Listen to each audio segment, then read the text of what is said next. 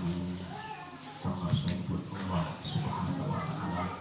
Mugi-mugi kita sakit dipun paringi kesembuhan dan kesehatan. Amin. Kita ada usaha mugi mawon.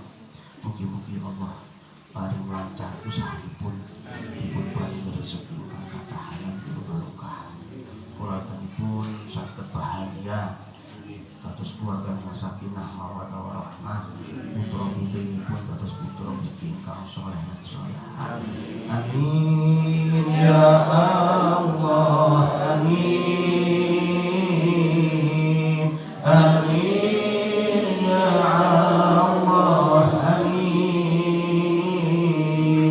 Amin ya Allah. Amin. Amin ya rabbal alamin. Amin amin ya rabbal alamin. Bapak Ibu jamaah majelis zikir nurul qalbi ingkang hormati, kula panjenengan setelah berdoa atau ada seseorang yang mendoakan kebaikan, terus contohnya itu panjenengan pasti mengucapkan amin. Amin ya rabbal alamin. Karepe niku karepe muga jangan ditungakno ya Allah, mugi-mugi sing sakit dipun paringi kesembuhan dan kesehatan. Panjenengan ngendika amin. Sing usaha kula doaken mugi lancar usaha. Jenengan sanjang amin. Ditungakno panjang umur amin. Moga mau doa-doa yang baik jenengan amin. Amin itu maksudnya muga mantap. Tapi yo ndak cukup muga-muga tok. Ndak cukup muga-muga tok. Ndak cukup amin. Setelah amanu wa amilus sholihat. Mantun iman iku kudu amilus sholihat amal. Amin yo kudu muga-muga kudu. Tandange yo kudu. Amin ini doa amin sembahyang dah. Kira-kira diterima pun nak Gusti Allah. Mboten. Amin itu amin. Ono masjid muni Allahu Akbar, Allahu Akbar. Panjenengan ngoweh. Aduh, atan-atan anyar sone arek enak menar yo. Tandange ono. Amin itu amin, tapi medhuite koyo demit iki. Medhuit. Ditoki jero, bathuke tiut. Koyo kethek. Amin itu amin panjang, amin enggih, muga-muga enggih, tandang enggih, action. Terus agama niku mantun amanu nggih, wa amilus sholihat. Mari belajar, mari maca Al-Qur'an, lakukan. Mari derek pengajian, siji ilmu dilakoni, babakan salat. Pengajian kan terus nggih, kajian kula terus. Siji coba lakoni. Nek kabeh kan ndak iso, wong kabeh padha belajar. Kula nggih belajar, panjenengan nggih belajar. Kula panjenengan belajar bersama-sama dalam satu majelis ilmu, majelis zikir. Belajar apa? Belajar menjadi orang yang baik di mata Allah dan Rasulnya. Belajar. Jadi wong ajar sampai akhir hayat. Sampai akhir hayat. Sampai sama pingin, sampai akhir hayat. Belajar, menjadi orang belajar terus. Kalau bisa satu saja yang dilakukan, ajar sholat, ajar sholat yang khusyuk. Kalau ada sholat, ajar sholat berjamaah. Menjadi apa? Ceknya khusyuk, timbul khusyuknya. Saya belajar sembahyang dirian rumah. Kira-kira bisa khusyuk nomboten. Bacaan tidak bisa membetulkan. Ya apa maca Al-Fatihah sing apik, ya apa sujud sing apik, ya apa rukuk sing apik, ya apa maca surat-surat pendek yang baik bagaimana, sambil menjadi makmum, sambil belajar membetulkan bacaan apa yang dibaca imam. Ngoten. Dadi imam ku mboten sembarangan arep niku. Kadang ana wong tidak ngerti kula kandhani, nek dadi imam sing arep iku ndak gampang. Sinten Pak imam ning ngarep sanes imam Pak. Sing ning ngarep ning guyon kula namine Solehudin sanes imam kok. imam sing mimpin salat ngajak niku. Bukan gampang, makanya jenengan jadi makmum belajar. Nggih, jenengan teng majelis pikir belajar, semua belajar menjadi baik di mata Allah dan Rasulnya. Di mata manusia relatif, Pak. Mau jenengan semuanya mantap, joko kelakuannya api, akhlaknya baik.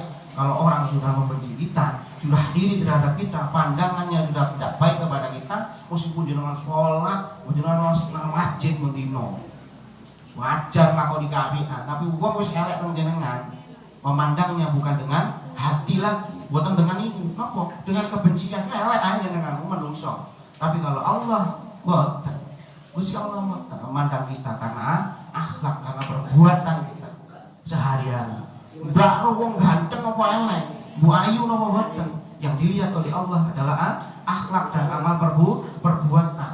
Wajah boleh jelek, wajah boleh tidak ganteng, Mbak Ayu lemu gendut ngobrol imut-imut bunder koyok bal, tapi kelakuannya api, sholatnya bagus, akhlaknya bagus, di mata Allah seperti bidadari.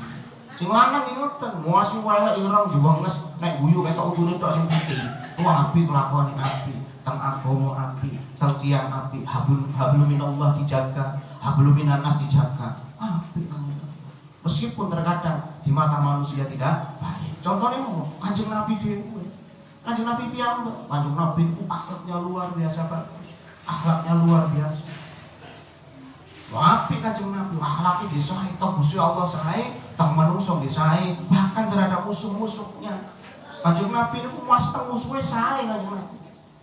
Masih dalam terhadap perang, diperintahkan teng para sahabatnya jangan membunuh anak-anak, jangan membunuh perempuan, jangan membunuh orang tua, jangan membunuh musuh yang sudah menyerah Kanjeng Nabi.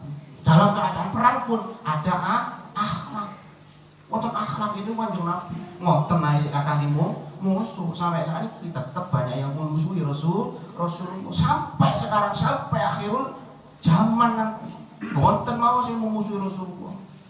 Sing elek-elekno Kanjeng Nabi, padahal Kanjeng Nabi adalah sosok manusia yang sempurna, diciptakan khusus oleh Allah sebagai prototipe, sebagai percontohan. Inilah manusia yang sempurna. Bahkan sebelum Nabi Allah Adam alaihissalam diciptakan, Nur Muhammad sudah ada. Jauh sebelum manusia pertama diciptakan oleh Allah, Nur Muhammad sudah ada. Di Lauhul Mahfuz sudah ada. Di depan pintu surga sudah tertulis nama Rasulullah Muhammad sallallahu alaihi wasallam. Bahkan Nabi Adam alaihissalam saat meminta ampun kepada Allah, diusir Gusti Allah dari surga karena satu kesalahan. Maka dua khulti, satu kesalahan karena pucuk rayu iblis, ngoten sujud 300 tahun di dalam sejarah. Ada yang meriwayatkan 300 tahun Nabi Allah Adam alaihissalam minta ampun kepada Allah, bersujud kepada Allah, minta ampun hanya karena setelah 300 tahun mewasilahkan nama Rasulullah Muhammad sallallahu alaihi wasallam sebagai wasilahnya. Beliau meminta ampun kepada Allah, menyebut nama Nabi Muhammad sallallahu alaihi wasallam. Seketika Allah mengampuni dosa Nabi Adam alaihissalam hanya karena menyebut nama Rasulullah Muhammad sallallahu alaihi wasallam. Makanya dengan sampai sekarang doa ini sedherek selawat padha karo donga niku wonten-wonten karcise, jenengan sing mlebu ono karcise, iso mlebu mboten? Mboten wonten. Makanya doa harus diawali dengan membaca sholawat ini mulus. Ngoten nek kabeh dijabahi Gusti Allah. Boleh kabeh dijabahi Gusti Allah. Ini kajian ini terus iki. Tiap Sabtu, tiap Sabtu. Situ aja dilakoni masalah sholat. Gampang ini gue. Terus ndak usah mungkin-mungkin napa niku kebaikan jenengan melakukan sholat. Yo napa mungkin-mungkin jenengan donga, mungkin-mungkin Gusti Allah. Wah gue. Napa sholatku rajin ya Allah. Dongaku kok sing durung nyantol-nyantol kalau sholat itu kewajiban kita. Kewajiban. Pengabulan doa itu hak prerogatif Allah. Hak Gusti Allah ya. Jangan diparingi esuk saiki kok apa mben apa diganti nang Gusti Allah. Dungane kok diganti. Ya Allah, kula nyuwun bojo sing asih, sing ayu putih, rambutnya dawa. lambene abang misale oleh pucuk wireng jengos lemu bunter ngetutan maneh. Kira-kira sampean protes apa mboten? Sakjane protes secara manusiawi, tapi insya Allah ke depan ada hikmahnya. Sing milihno Gusti Allah. Kepengin bojo sing sabar, sing keibuan ya Allah. Oleh bojo nyokoke koyo demi. Kae kamu iki disentak meneh. Wah iku kuno ngono iki. Maicret mali sampean. Kae mari sentak meneh nang bojone. Ha iku kuno maicret maneh. Dalu kopi Bu. Apa nih kopi? Maicret sampean iki. Durung kopi maicret. Kuru akhirnya sampean. Ngeluh ya Allah, kok ndak sesuai karo donga kula. Ini bojo sing sabar, oleh bojo warane kaya malah hampir. Kuru kula ngik-ngik. Ada hikmahnya, kula ada hikmah berarti bagi perlu ngaji. Perlu nggih. Kajian kemarin niku tentang sujud. Kula terangkan sujud sudah diperintahkan umirtu an asjuda ala sab'ati aqdamin. Umirtu wis diperintahno an asjuda sujud mulai biyen perintahno Gusti Allah. Nabi Allah Adam perintah sujud Gusti Allah. Nabi yang pertama sujud ala sab'ati aqdamin. Pitu belum nek cara basa Jawa 7 tulang yang nempel di tempat sujud. Kemarin sudah saya terangkan rukun-rukun itu sujud. Yang pertama jidat harus menyentuh tempat sujud. Ndak oleh jidat sampai ditutupi koplok. Gawe koplok salat pun harus ada manajemen memakai kopiah. Wong wedok nggih ngoten. Memakai mukena ojo sampai nutupi. Akhirnya jidatnya tidak menyentuh tempat sujud. Nggih wonten sah. Rada dikenekno nggih kersane nempel. Laki-laki nggih ngoten rada dibedodo. Nggih, itu yang pertama. Nek irung Pak sunah. Irung nek iki nempel biasane irunge nempel niku nggih relatif. Nek irunge rada pesek ya rada jero nggih. Nek irunge mancung iki mboten nyindir pesek-pesek Pak Ustaz rek pesek dibuwa maneh. Nek ngaji rene meneh wis pesek-pesek mulai wingi pesek-pesek. Nek rada mancung kan ngene nggih. Ini nyentuh, irunge menyentuh karena mancung. Iki koyo bojo kula ngono. Promosi pautan. Sing pesek kan terima nasib pun ya. Kadang ngenek-ngenekno irunge nggih, irung kok jero temenan ya Allah. Ya Allah, sampean kok ngek irung kula kok minimalis. Irunge minimalis. Pokoknya bolongane ngene iki. Ndak apa-apa, irung pesek ku imut-imut nggih. Hidup pesek adalah mancung yang tertunda. Ini kapan-kapan ya ini satu. Yang kedua, ketiga, telapak tangan kudu ngadep kiblat. Ndak oleh tangan sampean geser ini, ndak oleh digeser mencoba. Kenapa telapak tangan itu harus menghadap ke kiblat? Ndak oleh sampean geser menjero api sampean jungkung nggih. Elek kalian yang ini nggih, harus menghadap ke kiblat. Seluruh anggota tubuh yang sujud harus menghadap ke kiblat. Harus menghadap ke kiblat. Boleh ini, harus seperti ini. 3, 4, 5 lutut ambil garsi. Nggak oleh garsi menggong hadap ke kiblat. 6 dan 7 adalah telah napa niku jari telunjuk kaki ini, jari-jari kaki kudu ditekuk mancal. Nggak oleh sampe lurus ngene mancal. Pak kuwen sikil kula loro wis mancal wis. Menghadap kiblat nggih. Niku salah-salah sujud berpengaruh dengan sahnya sholat. Kadang-kadang orang tidak memperhatikan masalah syariat. Pokok bayang wis Pak. Ini pertama, kedua pokok sholat. Makanya ambil ngaji supaya bisa memperbaiki gerakan sholat. Karena gerakan sholat juga berpengaruh terhadap khusyuknya sholat. Khusyuknya sholat berpengaruh terhadap diterimanya sholat. Nek diterima sholat ada kesan di dalam sholat. Sholatnya sampai pokok sholat. Pokok sembahyang menggugurkan kewajiban, akhirnya tidak nyampe kepada tujuan sholat itu sendiri. Inna sholata tanha 'anil fahsya'i wal munkar. Sesungguhnya sholat mencegah diri kita dari perbuatan keji dan munkar. Semua yang tapi sholat tidak diperhatikan. Rukunnya sholat, diopo sholat yang bener, takbir untuk ikram yang baik, diopo sujud yang baik, bagaimana membaca al-fatihah yang baik, tidak diperhatikan. Akhirnya tidak ada kesan, bener sholat tapi si nyolongan tebu.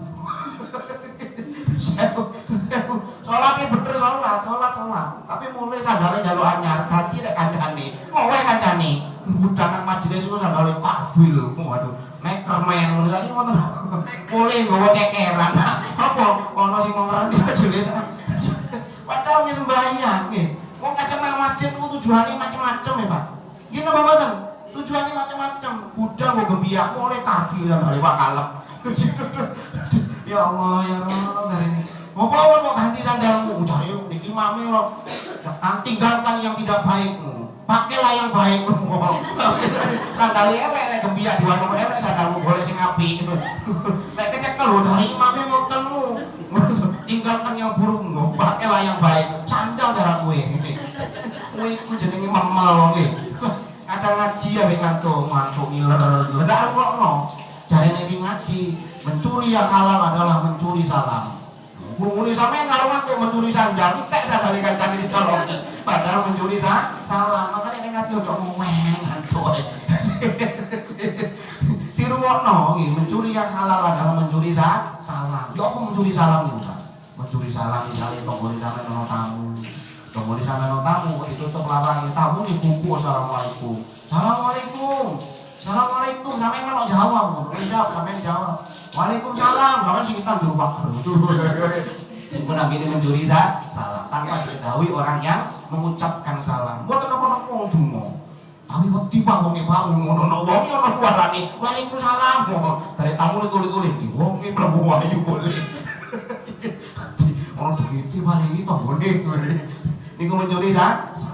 Halal boleh, butuh sandal, semua macam-macam. Ono yang guru-guru mencuri ayam, kayak wis pitihe tanggane tolong. Ngaji ini harus bener-bener ngrungokno. Nggih, umirtu an asjuda ala sab'ati aqdhamin.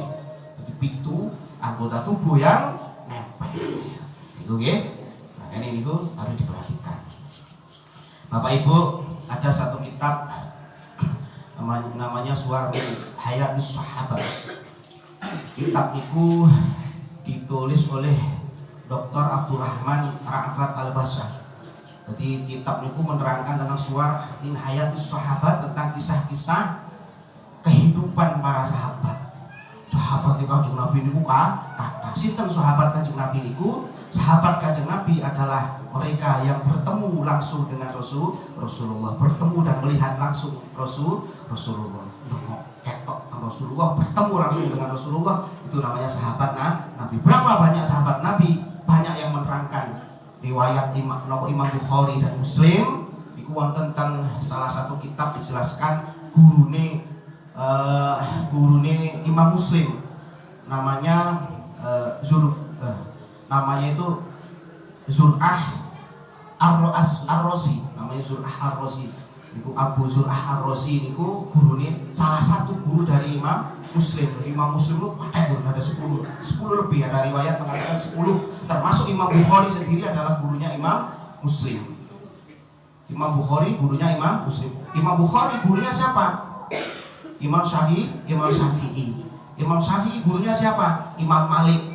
Keduanya ini memiliki perbedaan pendapat, guru kali muridnya. Imam Syafi'i mendirikan madhab namanya madhab Syafi'i. Imam Malik mendirikan gurunya Imam Syafi'i mendirikan madhab namanya madhab Maliki. Sampai sekarang ini guru dan murid punya pendapat berbeda. Tadi dalam Islam itu pendapat yang berbeda itu rahmat. Oleh digede-gedekno. Saat ini kan udah beda pendapat ini haram, bid'ah, sirik, kancane padha Islami dilebokno neraka. Kula ping piro ae dilebokno neraka gara-gara mimpin istighosa. Rono istighosa iku mlebu neraka. Entas maneh kula. Kok ndak kelokno sing wong zina, sing napa niku terlokalisasi judi, kaya wong adan banting kartu pek. Lah niku jelas harame. Nek ngaji istighosa, istighosa itu unjuk rasa. Istilahnya unjuk rasa. Namanya nyuwun nang Gusti Allah. Nyuwun nang Gusti Allah. Donga. Yang dibaca istighfar. Yang kula baca ini adalah karangan para imam, wali agung, para ulama. Al ulama warasatul anbiya. Kula taklid. Jenenge taklid kuwi yang melu ulama wae. Gimana melok sampean? Kok melu ulama kok jelas bener e. Ulama kula, apa guru kula nyambung teng ulama-ulama sampai ke tabi'in itu sahabat Rasulullah nyambung nggih. Jadi sahabat itu banyak sekali. Ada yang meriwayatkan napa niku Zur'ah Ar-Razi itu ditulis tentang kitabipun Abdullah apa itu namanya? Seorang namanya kitab Al-Jami. Namanya kitab Al-Jami. Abdullah Al-Baghdadi. Itu dituliskan bahwa sahabatnya Rasulullah itu 100 ribu lebih. Terus ada yang meriwayatkan 114 ribu lebih. 114 ribu. Karena Rasulullah itu berdakwah pindah-pindah. Jadi dihitung sebenarnya banyak sekali, cuma diakumulasikan, dihitung. Teng para imam niku, napa niku, teng Bukhari kali Muslim itu disebutkan ada 114.000 sahabat.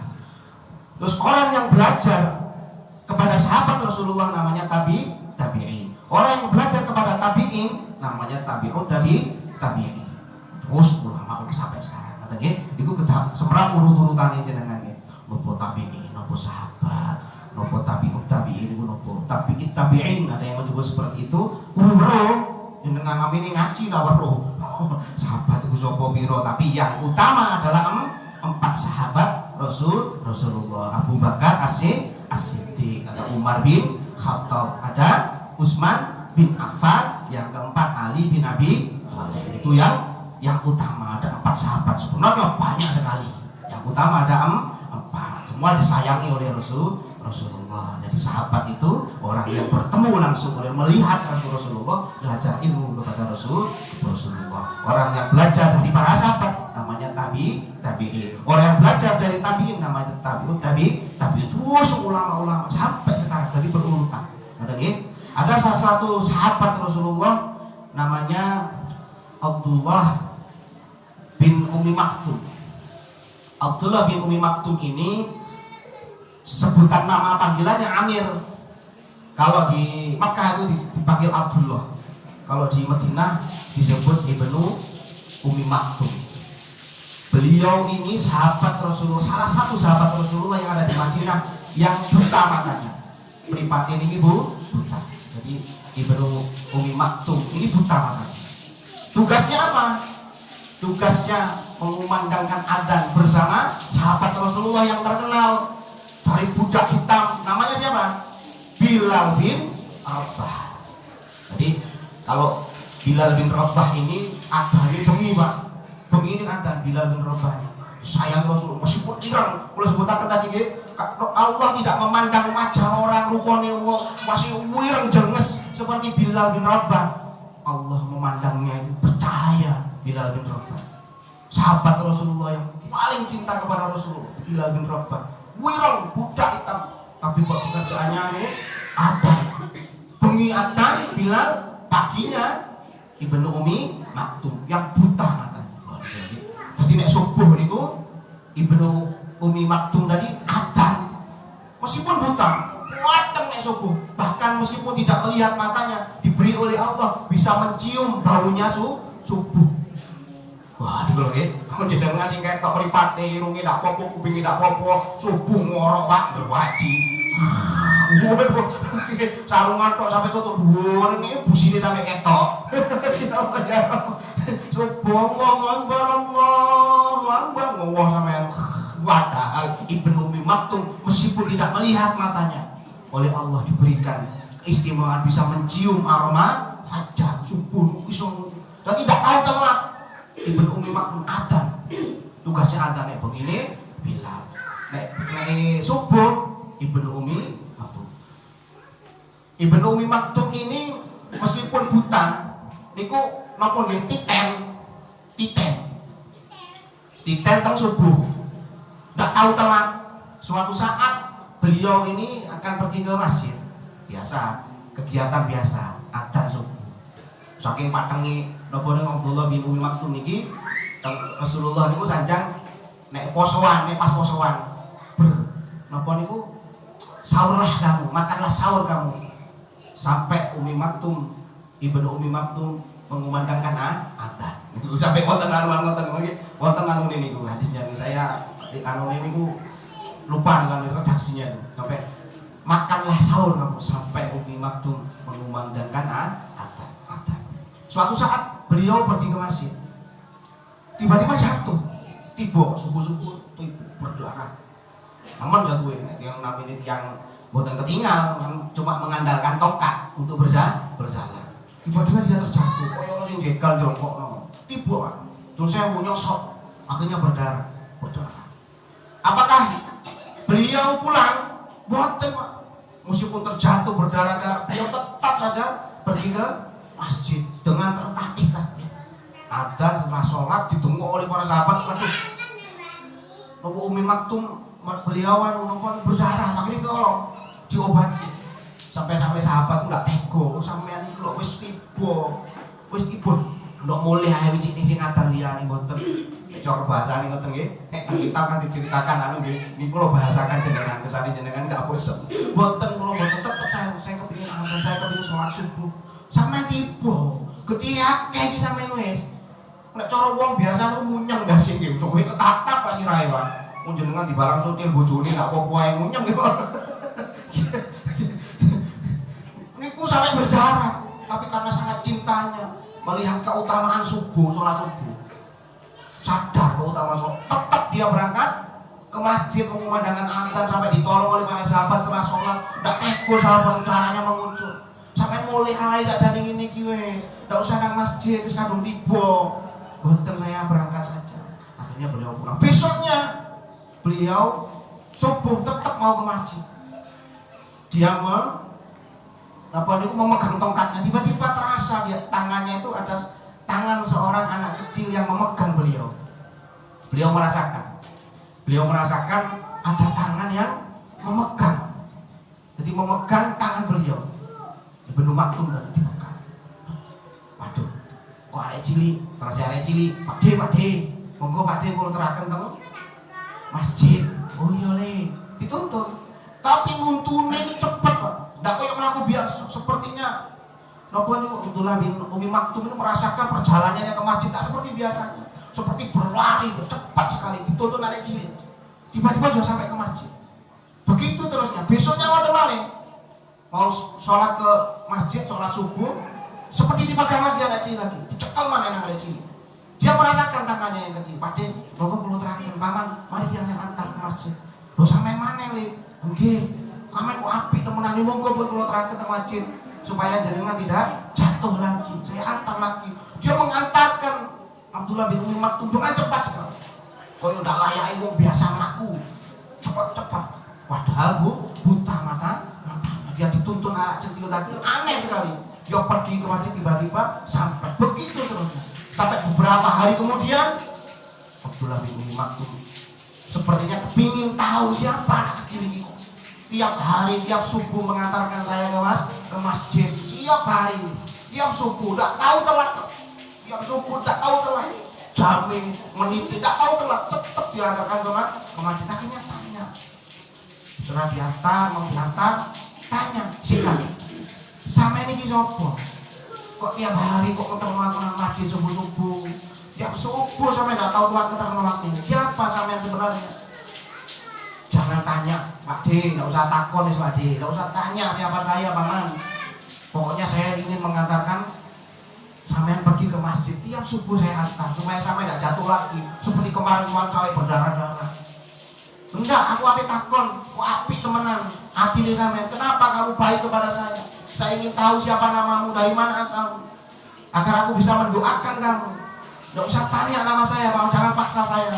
Mus takon jenengmu, paling enggak namamu saja, tidak usah asalmu, supaya saya bisa mendoakan kamu kepada Allah, kebaikan-kebaikan hidup kamu, masa depan kamu kepada Allah. Saya doakan yang baik-baik kepada Allah supaya kamu nanti masuk surga bersamaku. Akhirnya suara anak kecil tadi, karena dipaksa oleh Abdullah bin Umi Maktum, tiba-tiba membesar. Dan Umi Maktum seperti masuk ke dunia yang lain, mendengarkan suara anak kecil tadi yang tiba-tiba membesar. Tidak usah takut namanya, tidak usah takut, tiba-tiba membesar. Akhirnya memaksa sahabat Rasulullah, sampai aneh tinggal dari jenengi sampean, tetap mari ini sampai tak tumbang, tak sebut jenengi sampean. Meskipun saya tidak tahu nama sampean, saya sebut si Fulan, ya Allah, masukkan ke dalam surga. Tidak usah memaksa, karena dalam hati Abdullah bin Umi Maktum sepertinya ini heran. Setiap kali diantar, tidak keluar ciri mana di masjid itu. Setiap kali diantar pulang pergi, tidak keluar mana. Nah di daerah ciri itu ngantari tepat waktu, naik boleh tepat waktu. Heran, makanya tanya siapa namamu. Paling tidak nanti kalau kamu tidak mengaku siapa kamu, dari mana asalmu, dan siapa kamu sebenarnya, saya doakan kamu kepada Allah. Doa tambah wedi, Pak. Tambah wedi, akhirnya dia besar menghilang dan ada suara membesar. Ketahuilah wahai Umi Maktum, saya adalah iblis. Saya adalah iblis. Kaget Umi Maktum, waduh. Iblis kok ngomong-ngomong bahwa ini perlu diketahui ya. Iblis itu bisa berubah-berubah sesuai dengan kata hatinya. Ini apa? Pernah bertemu dengan Rasulullah karena diminta oleh Allah nyerupa sebagai seorang tua, wong tuwek. Kepada sahabat Rasulullah berupa anak cilik. Sama dia iblis. Kenapa kamu menolong saya? Kenapa kamu menolong saya? Tiap saya sholat subuh datang ke masjid, kamu tolong aku datang ke masjid. Sampai-sampai saya tuh heran, sampai cepatnya saya dari rumah ke masjid, tidak seperti biasanya. Terus iblis, saya menolong kamu agar kamu tidak diberikan ampunan oleh Allah. Saya menolong kamu ke masjid waktu subuh supaya Allah tidak terus memberkahi hidupmu. Ketahuilah wahai Umi Maktum, pertama kali kamu jatuh saat kamu pergi ke masjid, akulah yang mencelakakan kamu. Tapi ternyata apa? Setelah kamu celaka, kamu tetap ke masjid, Allah telah mengampuni semua dosamu.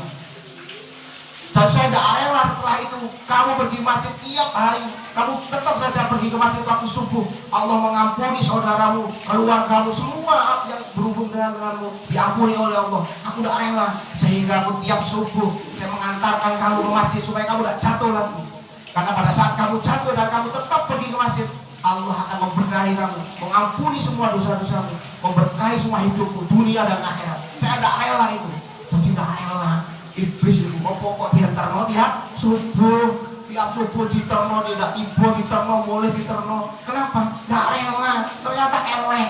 Tujuannya iblis tidak rela kalau ada umat Rasulullah yang diampuni oleh Allah. Tidak rela kalau ada umat Rasulullah, sahabat Rasulullah diberkahi hidupnya. Tidak rela kalau ada umat Rasulullah, sahabat Rasulullah dimasukkan ke jannah. Tidak rela iblis. Makanya kudu hati-hati. Kalau mari akhir zaman seperti ini, di akhir zaman seperti ini banyak fitnah akhir zaman. Akeh wong sing ngedohi agama, wong sing nyekel agama, nyekel syariat agama, melaksanakan apa yang diperintahkan oleh Allah, menjauhi apa yang dilarang oleh Allah, dianggap aneh. Memang pertama kali Islam datang tuh aneh. Nanti orang yang memegang agama Islam, taat kepada Allah, taat kepada Rasulullah, melaksanakan syariat Rasulullah, melaksanakan sunnah Rasulullah, dianggap aneh. Ya beruntunglah di akhir zaman kita ini dianggap orang-orang aneh. Beruntung kita dianggap orang-orang aneh untuk penduduk bumi, tapi nanti di akhirat kita akan disambut dengan senyuman. Tidak usah mereka mau tidak sholat, masih tidak sholat tapi suge dunia.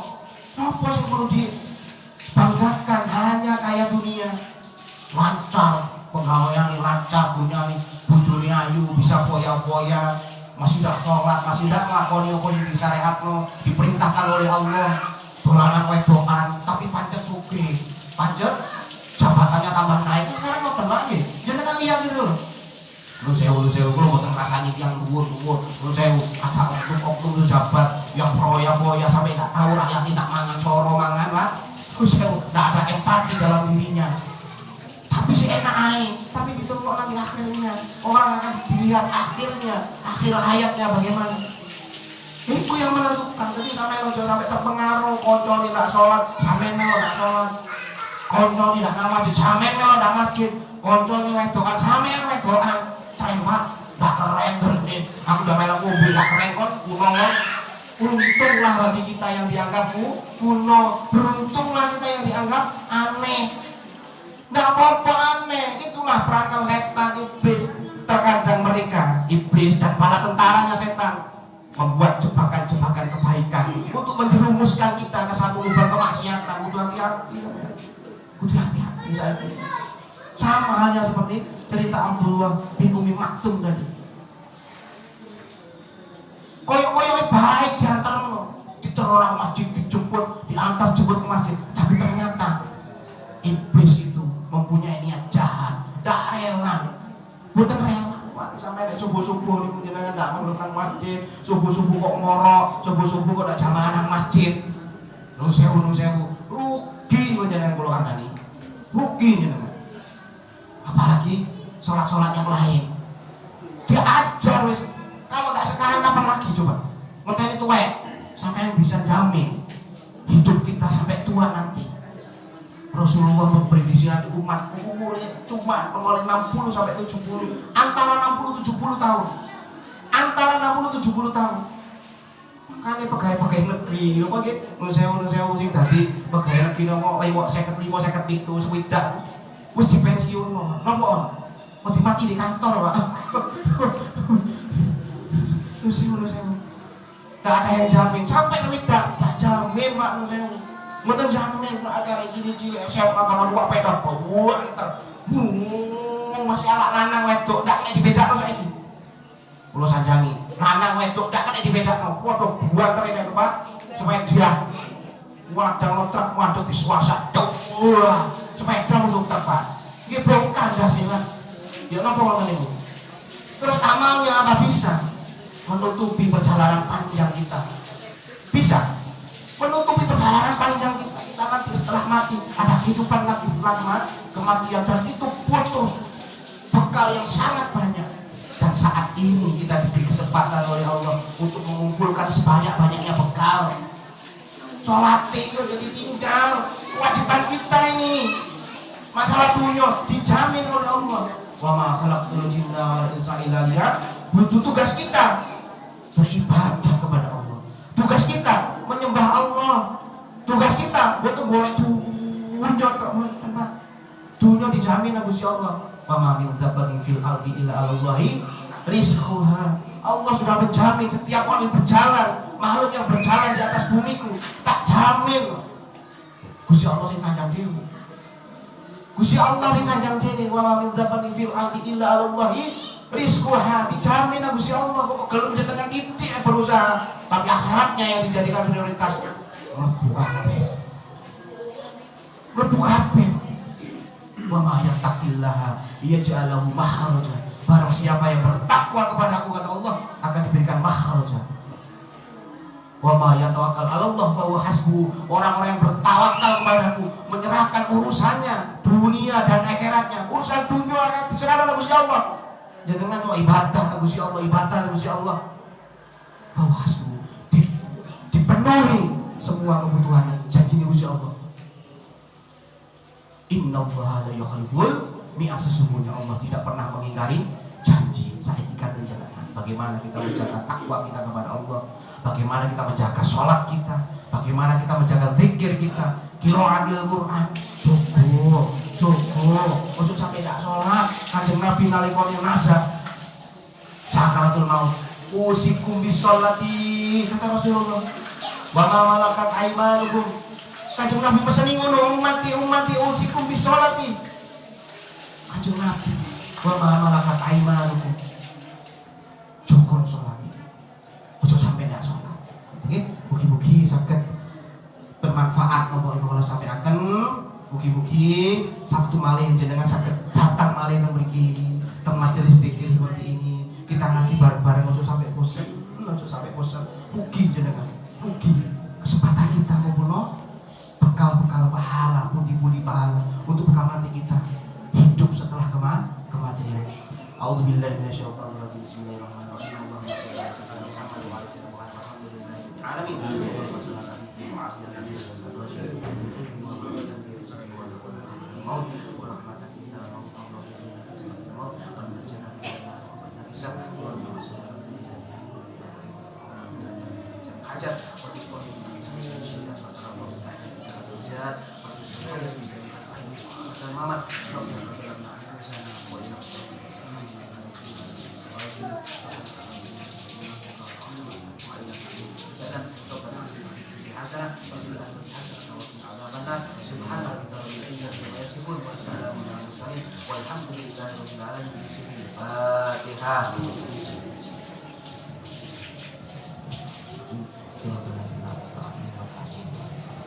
Bisa bermanfaat. Kurang lebih pun, wassalamualaikum warahmatullahi wabarakatuh.